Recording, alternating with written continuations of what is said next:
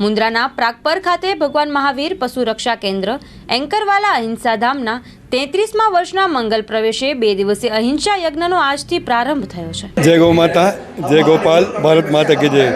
आज रोज प्रागपर मध्य अहिंसा धाम मध्य जेने कही शकाय 33मो જ્યારે ઉજવી રહ્યા છે ત્યારે સમગ્ર દેશ પરદેશમાંથી ભારતના અલગ રાજ્યમાંથી રાજસ્થાન હોય, મહારાષ્ટ્ર હોય કે ગુજરાત હોય, સૌરાષ્ટ્ર અને કચ્છના બહોળી સંખ્યામાં લોકો ગૌ ભક્ત જોડાણા હતા ને આ સંસ્થાનો કોઈ પરિચય આપો ને કેમ કે સૂર્ય આગળ દીવો રાખવો જેવું કેમ કે આનું જે સંસ્થાનું કાર્ય છે આપ જોયું હશે, આપણે વિડીયોગ્રાફી પણ કરીએ છીએ ને આપણી સંસ્થા મા આશાપુરા ચેનલ ન્યૂઝ તો લગભગ આવા કાર્યક્રમો આપતા હોય કેમ કે જયમલસિંહ અમારી સાથે લાઈવ જોડાયેલા હોય છે એટલે બહુ પરિચય આપણને જરૂર નથી। આ સંસ્થા જે કાર્ય કરે છે એ જ એનો પરિચય છે ને આજે જ્યારે સમગ્ર ભારતમાંથી અલગ અલગ જિલ્લામાંથી આવ્યા છે મહેન્દ્રભાઈ ને આજે કાર્ય કરી રહ્યા છે। આપણે જોયું હશે એક નાના પાયાના પથ્થર બનીને કાર્ય કરી રહ્યા છે, બીજાને આગળ કરે અને પોતે પાછળ રહી અને કાર્ય કરી રહ્યા છે। આમાં અસંખ્ય આયુષ્ય રૂમ છે જેમાં માત્ર ગૌ માતાની કોઈ પણ પશુ કૂતરાથી કરી અને સર્પોના પણ ઓપરેશન કરવામાં આવે છે। હવે એક જ સંસ્થા છે ભારતમાં કે ઝેરી સર્પ હોય એને આપણે ઓપરેશન કરીએ, કૂતરા હોય, બિલાડા હોય, રાતના 2 વાગે ફોન કરો, ગાંધીધામ હોય, અંજાર હોય કે આસપાસના કોઈ પણ રોડ પર અકસ્માત હોય તો તત્કાલ 108 જેમ દોડતી હોય છે। તો ખરેખર આ સંસ્થા ચોક્કસપણે આપણે આપના ચેનલના માધ્યમથી કે આવી જે સંસ્થાઓ છે સરકાર તરફથી હોય પણ આપણે પણ ફૂલની તો ફૂલની પાંખડી કંઈક ને કંઈક દાન આપી ને આ સંસ્થાને મજબૂત બનાવીએ। માત્ર પશુપાલન નહીં પણ એના માટે પર્યાવરણનું પણ એટલું જ કાર્ય આ સંસ્થા કરી રહ્યા છે। નંદી સરોવર જે કદાચ બપોર પછી વિઝિટ કરવાના છે, લાખોની સંખ્યામાં ઝાડ આવ્યા છે પર્યાવરણ માટેથી। તો ખરેખર આ સંસ્થાને એક સંત તરીકે હૃદયપૂર્વકના ખૂબ આશીર્વાદ પાઠવું છું। આ સંસ્થા ખૂબ આગળ વધે, સારા કાર્ય કરે એ ભગવાન પાસે પ્રાર્થના। જય શ્રી કૃષ્ણ, જય ગો માતા, જય ગોપાલ, ભારત માતા કી જય। મહેન્દ્રભાઈ, આપણે ખાસ જે પ્રાગપર અહિંસા ધામ ખાતે 2 દિવસનો જે આજથી કાર્યક્રમનો જે પ્રારંભ થયો છે એ વિશે આપ શું કહેશો? એન્કરવાલા અહિંસા ધામ આખા પશુ પક્ષી પર્યાવરણ અને સૃષ્ટિ માટેનું કામ કરે છે અને ભારતભરમાંથી આવા લોકો લાવીએ છીએ અને એકબીજાને મળાવીએ છીએ અને એકબીજાને પાસે જે વિષય છે જે શીખવાનું છે શીખીએ છીએ અને અહીંયા જે એક મોડલ અહિંસાનું મોડલ બનાવ્યું છે એ બધાને શીખવાડીએ છીએ। એના માટે અહિંસા ધામ સતત છેલ્લા 25 વર્ષથી આવા સંમેલનો 2 દિવસના રાખે છે અને પૂરા આજે પણ લગભગ મહારાષ્ટ્રથી 50 લોકો આવ્યા છે અને બીજા 2-4 સ્ટેટમાંથી લગભગ લોકો બધા એમ મળીને 150 મહેમાનો આવ્યા છે અને બીજા અહીંયાના લોકો બધા આ વિષય ઉપર કામ કરતા લોકો બી પશુ પક્ષી અને પર્યાવરણ પર લોકો આવે અને આ 2 દિવસના સેશનમાં અલગ અલગ વક્તા હોય એ રીતનું આખું આ કાર્યક્રમ અહિંસા ધામ રાખે છે અને એના ફળ સ્વરૂપે આખા ભારતની અંદર આખા વિશ્વની અંદર પશુ પક્ષી અને એના પ્રત્યે જે જાગરણ થયું છે ખૂબ જ થયું છે અને ખૂબ જ સારા રિઝલ્ટ। આજે જ એક વક્તા બોલ્યા કે 22 વર્ષ પહેલાં મારો દીકરો આજે અમેરિકામાં છે પણ 22 વર્ષ પહેલાં અહીંયાનું આ મ્યુઝિયમ પ્રદર્શન જોઈને અમારા ઘરની અંદર આ ચેન્જ આવ્યું આ પર્યાવરણ માટેનું। એવા તો અનેક દાખલાઓ છે અને અનેક લોકો તૈયાર થઈ રહ્યા છે અને અમારે ત્યાં અહીંયા અહિંસા ધામની અંદર લગભગ સ્કૂલના બાળકો 2-3 દિવસમાં એક સ્કૂલ આવી રહી છે અને વર્ષે લગભગ હવે 15,000 આવતા હતા હમણાં સુધી, હવે લગભગ આ વર્ષથી એવું લાગે છે કે 25,000 ખાલી બાળકો આવશે અને એ બાળકોની અંદર 10% બી પકડશું તો એટલા કાર્યકર્તાઓ દર વર્ષે 2-2,500 કાર્યકર્તા લાઈફ ટાઈમ માટે અહિંસા અને પર્યાવરણને સૃષ્ટિ માટેનું કામ કરતા થઈ જશે। એ ભવિષ્યનું આ પેઢી છે અને આખા ભારતની અંદર એનું રિઝલ્ટો આવવાના હમણાં દેખાય છે અમને, પણ હવે ઘણા વધતા જશે એવી મને આશા છે। વંદે ગૌ માતરમ। પહેલાં તો સૌને વંદન છે, જય ગૌ માતા।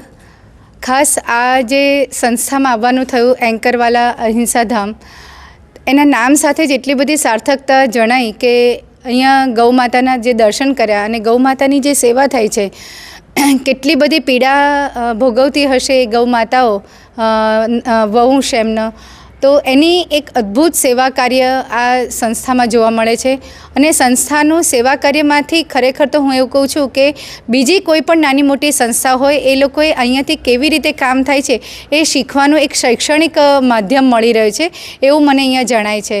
બીજું કે એમનું જે કામ કરવાની પદ્ધતિ, જે સાયુજ્ય છે, લોકોને જોડવાના જે ભાવના ઊભી કરવી, આપણું જીવન કેવી રીતે જીવીએ છીએ એમાં આપણો કેવો સમર્પણ ભાવ હોવો જોઈએ, પ્રકૃતિ સાથેનો, જીવો સાથેનો, આપણા સાથેનો, આપણે પણ એક જીવ છે, તો આપણા એક જીવથી આપણે હજારો જીવોને બચાવી શકીએ છીએ અને એક યોગ્ય દિશામાં આપણું તન મન ધનનો ઉપયોગ થઈ શકે છે. અને એ જ ધર્મ કાર્ય, મોક્ષ કાર્ય છે અને અહિંસા કાર્ય છે. એટલો સરસ સંદેશ અહીંયાથી મળે છે. મને લાગે છે કે એક વખત તો અહીંયા જે કંઈ કાર્યો થાય છે એ કાર્યોની મુલાકાત ભારત દેશ, ગુજરાતના એક નાગરિકે, એક બાળકે પણ લેવી જોઈએ, જેમાંથી એને એક સંસ્કારનું સિંચન થશે, સાચું શિક્ષણ મળશે અને કાર્ય પદ્ધતિનું ચોક્કસ નિર્માણ થશે. એટલે અહિંસા જે ધામ છે આપણું એન્કરવાલા, જે બધા સાથી મિત્રો જે ચલાવી રહ્યા છે, એમનો ખરેખર હું હૃદયથી આભાર માનું છું. અને જેટલા દાતાઓએ આમાં જે મદદ કરી છે એમનો પણ પુનઃ આભાર માનું છું કે અમને પણ આવા કાર્યમાં એક પ્રેરણા મળે છે. અને અમે તો વિચારોથી કામ કરીને ગામે ગામ જાગૃતિ લાવવા કોશિશ કરીએ છીએ. છેલ્લા 30-40 વર્ષથી જળ, જમીન, જંગલ, જીવ બચાવવું, જો એ બચશે, પ્રકૃતિ બચશે તો આપણે બચીશું અને એના ઉત્તમ કાર્યો થયા છે. પણ આજે આ સંસ્થાને, આ સંસ્થા સાથે જોડાવાનો પણ જે મને ઈશ્વરે લાભ આપ્યો છે અને એ સંસ્થાએ મને આદર આપ્યો છે, હું એમને ખરેખર લાખ લાખ વંદન કરું છું. જય ગૌ માતા. મને આ ગૌ માતાથી જ સૌભાગ્ય પ્રાપ્ત થયું છે. એક ગૌ માતા એ માત્ર આપણે જીવ ન સમજી લઈએ, પણ એ જીવથી આપણને કેટલો ઘણો ફાયદો છે. અને એમ કહેવાય કે આપણે એક ફેક્ટરી ખોલવા માટે લાખો રૂપિયાનો ખર્ચો કરીએ છીએ, પણ જે ગૌ માતા છે એ ફેક્ટરીથી પણ વિશેષ છે. હું એવું કહું છું કે એની પાસેથી એક અદ્ભુત લાભોનો આપણને અવકાશ છે. તો આવી દરેક ગૌ માતા માટે આપણા જીવનનું જે કંઈ આપી શકાય એ ચોક્કસ આપવું જોઈએ. આપણે લાખો રૂપિયા અનેક જગ્યાએ, અનેક કાર્યોમાં વાપરી નાખીએ છીએ. એની જગ્યાએ આપણે પૃથ્વી ઉપર ગૌ માતા સાથે અને આપણા ભારત દેશમાં, ગુજરાતમાં અને આપણા ગામમાં ગૌ માતાનું સૌથી વધુ જતન અને ચિંતન કરીએ એવી દરેકને મારી અપીલ છે. જય ગૌ માતા. એન્કર વાલા જે અહિંસા ધામ છે એમના સૌ વતી પણ હું આપ સૌને જય જિનેન્દ્ર, જય ગૌ માતા. અહિંસા ધામ જે આજે દેશ વિદેશમાં આજે જીવદયામાં અગ્રેસર છે, તો આપ શું કહેશો? પહેલું એ જ કહેવા માગું છું કે આ અહિંસા ધામની અંદર જે આ 2 દિવસનો કાર્યક્રમના પહેલાં સત્રની અંદર મેં જે જોયું અને જાણ્યું, એટલે અત્યાર જેને કહીને અત્યારે હું ભાવુક બની ગયો છું. અને અત્યારે જે ભારત દેશની, ભારત રાષ્ટ્ર માટે જે પાયાનું કામ કરી રહ્યા છે એ આદરણીય શ્રી નરેન્દ્રભાઈ મોદીજી. અને જે આદર્શ રાષ્ટ્ર નિર્માણ કરવાની વાત છે કે આ બ્રાહ્મણો બ્રહ્મવર્ચસી જાયતામ મહારાષ્ટ્રે રાજન્ય સૂર્ય સ્વ્યોતિ વ્યાધિ મહારથો જાયતામ દોગ્ધ્રી ધેનુ રોડાંડન વાનાસી સપ્તિ પુરંદિર યોસા જીષ્ણુ રથેષ્ઠા સભ્યો યુવાસે જજમાનસ્ય વીરો જાયતામ નિકામે ન પર્જન્યો વર્ષતુ ફલવત્યો ન ઔષધમ કલ્પતામ સ્વાહા. તો આ સ્વાહાનું કાર્ય અહીંયા થઈ રહ્યું છે. અહીંયા મેં જોયા અવિરત અને કાર્યકર્તાઓ જોયા અવિરત દોડધામ કરતા હોય, અને પછી એટલે માન સન્માનની કોઈ ભાવના નહીં. પાછા જો પ્રમુખ જુઓ નીચે બેઠા હોય, તો આની અંદરથી, આ અહિંસા ધામની અંદરથી બીજી ભાષામાં કહીએ તો આપણે પ્રેરણાધામ છે. અહીંયાથી આપણે કાંઈક લઈશું. અને ખૂબ ખૂબ ધન્યવાદ કે આ સંચાલકો, દાનદાતાઓનો, કે આપણા ભવ્ય રાષ્ટ્રના નિર્માણ તરફ જે પ્રથમ પાયો છે કે જે અહિંસા, તો અહિંસાનું એ પૂરેપૂરું પાલન થઈ રહ્યું છે. અને આશા રાખું છું કે અહીંથી જેટલા પણ લોકો આવે એ બધા અહીંથી પ્રેરણા લઈને જાય. આપણે જે અંગદાન વધુમાં થાય એ માટેનો જે આપનો પ્રયાસ છે, એ પ્રયાસને આપ વેગવાન બનાવો એવી ભગવાન મહાવીર પાસે પ્રાર્થના, અને વધુ લોકો જોડાય એવી ભગવાન પાસે હું પ્રાર્થના કરીશ. તો આજે આપ શું કહેશો? આશાપુરા ન્યૂઝના માધ્યમથી દેશ વિદેશમાં બધા આપણા વસતા કચ્છી, ગુજરાતી બધાને આપ શું અપીલ કરશો?